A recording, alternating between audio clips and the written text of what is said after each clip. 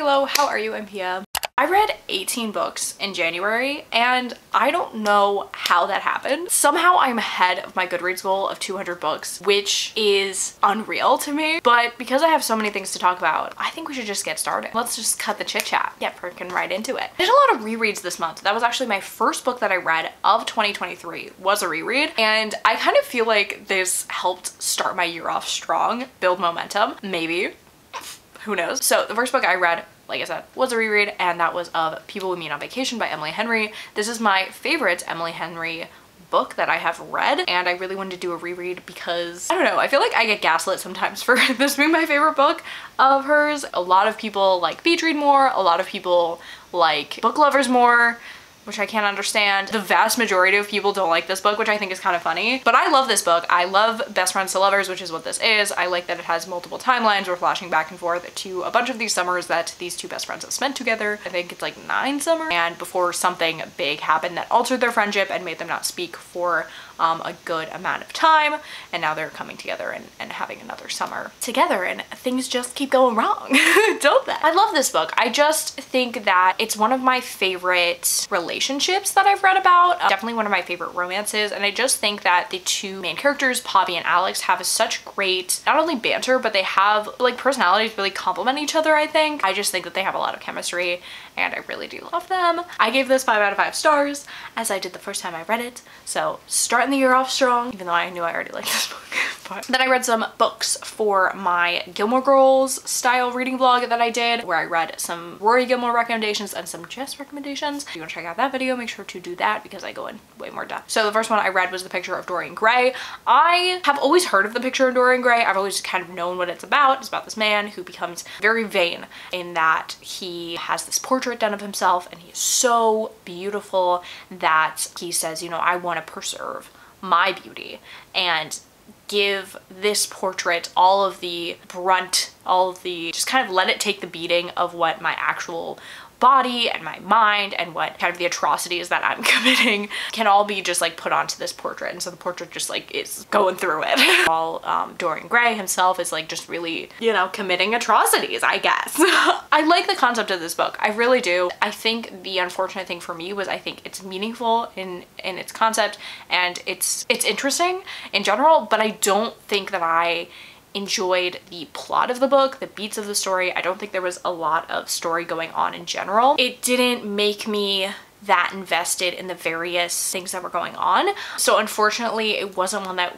entirely clicked and worked for me, I guess. So I gave it 3 stars because it didn't like offend me in any way, but I did find it quite boring. I think the writing style is fantastic because it's Oscar Wilde. I might pick up more Oscar Wilde after reading this, but just this general story just didn't seem to have like more to it than the concept. Then I read Franny and Zoe. This is by J.D. Salinger. Do I not talk about The Catcher in the Rye in every video? I hope I do, because I love The Catcher in the Rye. I really freaking do. And I will keep talking about it because people keep adding me about it. In my school life, because I go to a liberal arts college, I feel like I have encountered so many people that are just like shading the hell out of The Catcher in the Rye, like directly to me. And it hurts my feelings, to be honest. But I read Franny and Zoe because I love Salinger and because I did this video. These are two parts of a whole. It's like a novella. Ella. This follows Franny and Zoe, who are the 2 youngest Glass siblings, as they are just kind of going through their own personal crises. It has a lot to do with like religion and contemplating greater existence and finding meaning if there is anything to find, and kind of also like pseudo-religious things of kind of like adopting some sort of religion rather than necessarily believing in it. Religion isn't something that I read a lot about. It's not something I find particularly interesting, but I do think that it speaks to the writing that I did enjoy the conversations had in this book. I think if you don't enjoy like pretentious people having pretentious discussions of pretentious things, I don't think you would enjoy this, but I think that's Salinger in general. So I give it 4 out of 5 stars. Had a fun time reading it, would recommend. And then the last book I read for that video was Mrs. Dalloway by Virginia Woolf. This is the second Virginia Woolf I have completed, but the third one that I have started. The Waves. I'm coming for you. I'm coming for you later, I swear. This is following Mrs. Dalloway, and it's a day in her life as she is just walking about town getting ready for a party. Through this, you are in her head mostly, but then as she has different interactions with the people in the town, her friends, her not so friends, past lovers, and stuff like that, you kind of jump into their heads and see how they're perceiving the world and perceiving her. And it's very interesting. I mean, it's very Wolf, very introspective. It's like, is there even meaning in life? Life is both beautiful and like meaningless. It's kind of crazy. I think that I personally really like Wolf style. I really like these kind of more quiet, I guess, stories where there's not a lot of action going on necessarily, but there is just a lot to like think about and process. And she is definitely one of my favorite like classic authors, and I'm really glad that I am starting to finally read more of her, because I feel like I get like a really good experience out of reading them if I'm not necessarily, they're not like the most investing of stories, but they are definitely like powerful after you've read them. I give that 4 stars. Then I did another reread. This I also did for a video, and I don't know where the video is currently. It's in like stage 1 maybe? Maybe stage 2 at best. I reread The Flat Chair by Beth O'Leary, another one of my favorite romances, because I like romances where there's also a lot of plot, because romance is like, it's all about that build-up. The Flat Chair by Beth O'Leary, one of my favorite romances. I reread this because the series recently came out back in December, and I want to do a read react review, which is a series I have on my channel where I read the book, react to the adaptation, and then review it all together for this, and I will do that soon. It's in the works. But I had to reread it first, obviously, because I read this back in 2019. I have it at home. This story follows Leon and Tiffy, who are sharing a flat, but they have not met each other. They have like opposite schedules. Leon works nights, Tiffy works a normal schedule, and they never see each other, and they're also sharing a bed because of course, like I love. They have, again, very like complementary personalities in the fact that they have very opposite personalities. Tiffy's very kind of messy and like eccentric, and Leon likes order and stuff like that, and is a little bit harder to open up to. And they start leaving each other little notes, and that's how they talk for a long time before they meet. And obviously it is a romance, so things happen there. But one thing I really love about this book, like I said, is that there's more plot to it as well, with both of their backstories. Like you see Leon working at the hospital and like the people he's interacting with there. You see Tiffy and her job. She works like for this really like fun, like I think it's like a magazine, like a publishing press that publishes like craft books and stuff, and she's like specifically working with this one like crochet person, and it's like really fun. But there's also Tiffy's past relationship that is a big part of the story, where she was in a very toxic abusive relationship and with a guy named Justin, and he does keep coming back into the story as she is also reflecting more on what had happened there. So it's got the letter elements, of course, but it also has these deeper elements that I think make the story really unique and make it really powerful. It's one of my favorite books, so I reread it. I give it 5 stars. Highly recommend. The one thing I would say is like some people don't like Leon's writing style because he doesn't use a lot of like personal pronouns when he's writing, and it's kind of like choppier sentence style. But I think it's honestly a choice that I kind of respect. I think that kind of in the mainstream media and books that like especially we talk a lot about on BookTube, there is like a very consistent writing style throughout most works, and like especially like in a genre. And I feel like the fact that Beth O'Leary's first book, like she played around with her writing style, especially like for each different character, I thought was really interesting. So then I read some other books for another video where I read the top, what is it even called? The Goodreads Choice Awards winners. I don't know. I read Gallant by V.E. Schwab because V.E. Schwab was like, I have to come out with another book, but I'll just take what I wrote before and put it all mashed together in this book. That's what this book is. It's very disappointing. It is V.E. Schwab taking Addie LaRue and Cassie Boyk and putting it into one book. It's not very new. It's not very good. I gave it 2 stars. Then I read Hidden Pictures. This is a horror where I would categorize it more as a thriller. Unfortunately, this was also not a book that worked very well for me because it had so many tropes that I have seen played a million times over, and the twist was just kind of like weird, like a little bit like offensive in some ways. Let me know what you thought of the twist, because I was like, that's what you went with? You know, young, attractive female coming into a new situation where she has to take care of something and spooky things are happening and something's not right. That's what it's about. And I just don't think it had anything new. It had pictures. Pictures didn't do anything for me, but I give it 2 stars. Then I read a really great book. And it wasn't a reread, but it was a 5 stars. So like, there we go, we're running. I read What I Talk About When I Talk About Running by Haruki Murakami. And this is, I was gonna say his only nonfiction, but I'm incorrect because he recently came out with another nonfiction book. But this is like he said his closest thing he's come to writing like a memoir. It's essentially his journey of becoming a runner. He started running, or at least at the time of publishing this book, I don't know about now. At the time of the publication of this book, he had run at least one marathon every year since he was 33, and he was talking about his training and his process and just kind of like why he loves running.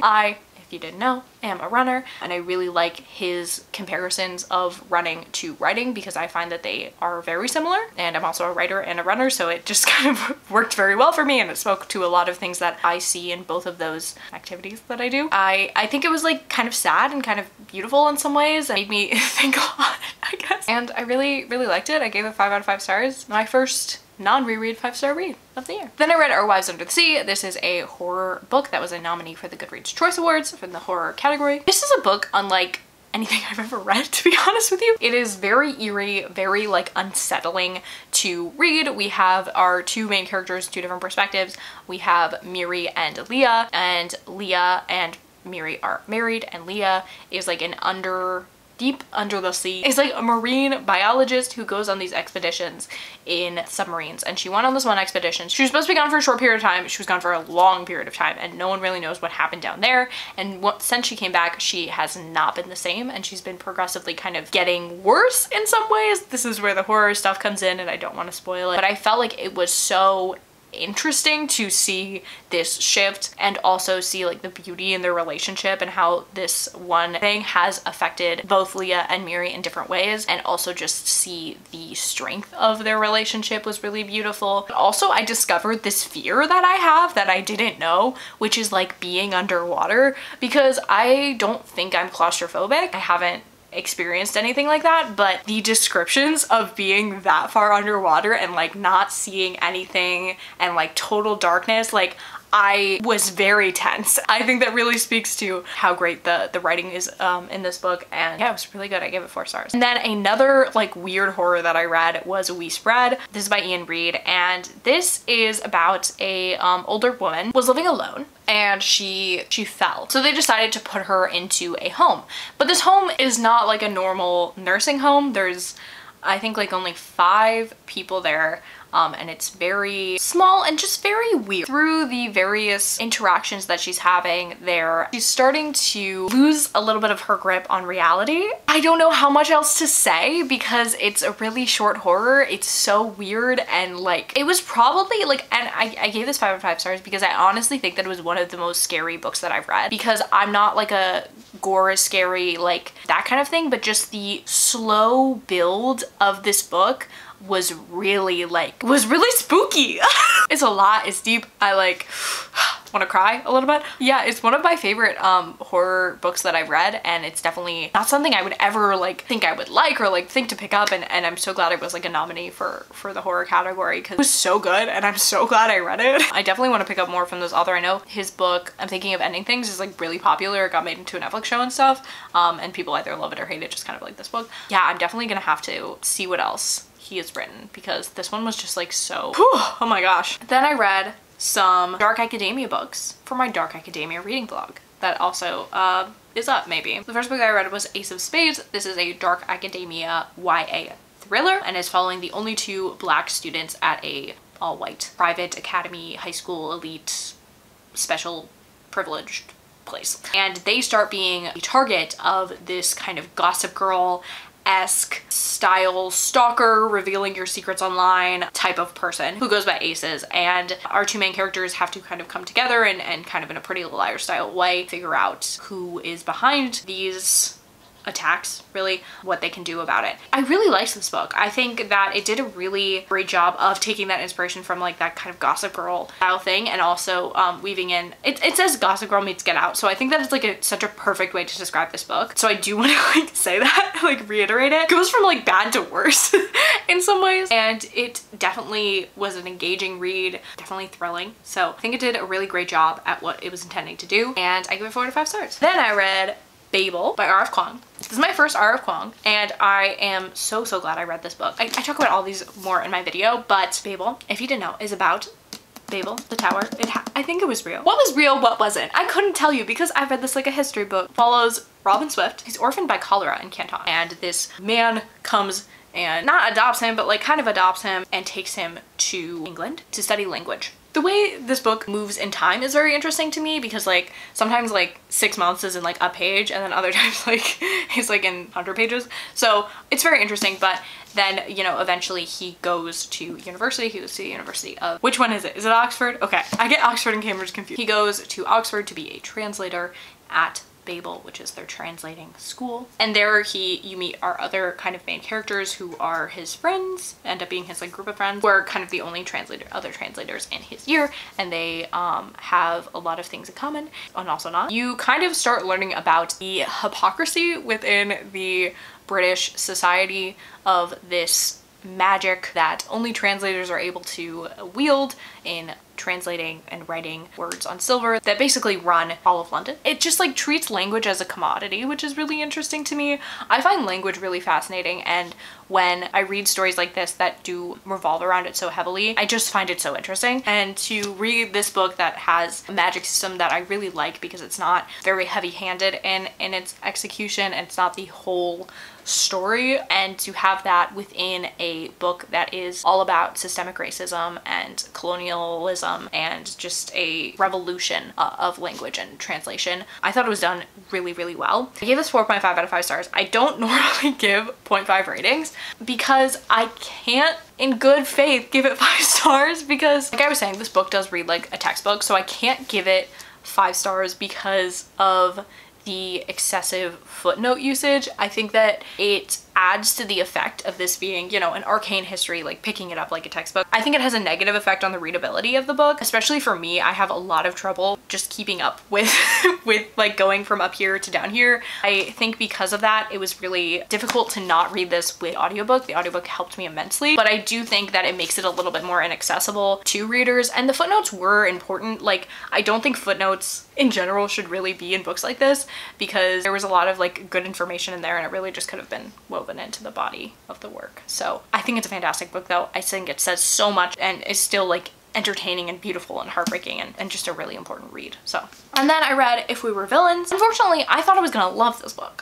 I surprise myself constantly with what I end up loving and what I end up hating. If We Were Villains is a book that I thought I was gonna love because I thought it was gonna take the things that I didn't like, about the secret history, and just make them things I would like. This is a book about a group of thespians studying theater at a college. There's like 6 of them. Like, one ends up getting murdered. Who knows, you know? And then you follow like 10 years later of the main character Oliver recounting his time at college. So it's like, this book had too many characters, and yeah, I felt like they were really flat and one-dimensional. They kind of had like 1 or 2 big personality traits, and that was kind of it. The girls especially really blended together in my mind. I do think it just kind of felt a little bit run-of-the-mill to me, a little bit predictable, and just a little bit flat, you know? It was a little flat, a little boring, and I didn't enjoy it, so I gave it 2 out of 5 stars. Then I read The Sprite and the Gardener. This is a graphic novel that I got off NetGalley. This is beautiful. It's adorable. It is so freaking cute. It's about the world of the sprites who have become obsolete, you know, and like useless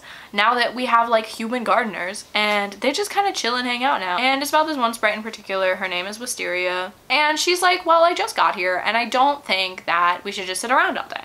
So she meets this gardener and decides to help her out with her garden because she does not have one of those green thumbs, and she does this without the gardener knowing, and she just like gets a lot of joy, and obviously they end up meeting together and joining forces, the sprites and the gardeners, and it's just flippin' adorable. I really love this world. I love the art style. It's just so good. I loved fairies as a child, so like anything that's like this is like my favorite thing. So I thought it was really cute. I gave it 3 stars. And then I read a book for class. I'm gonna be reading a book like every single week in this class. Hooray for me. But I mean, my Goodreads goal is going well, so there's that. This is called Kane. This is a mix of like vignette style stories and poems about the North and the South, and it is like just like a product of the Harlem Renaissance. I didn't love it because of the disjointedness of the stories and how it just kind of had such small snapshots of things that weren't really connected by one through line.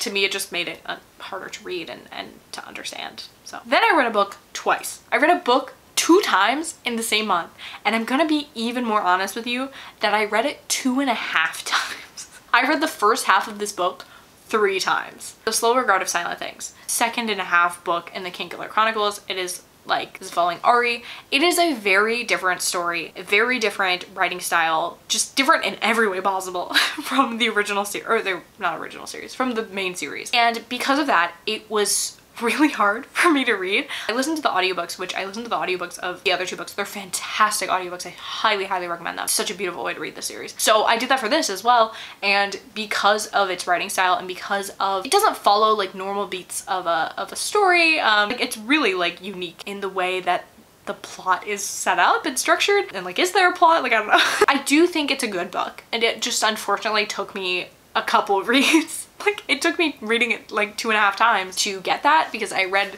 the first half and then I was like, I have no idea what I just read. And so I went back to the beginning and I read it all the way through. And then I was like, I don't know if I know what I just read.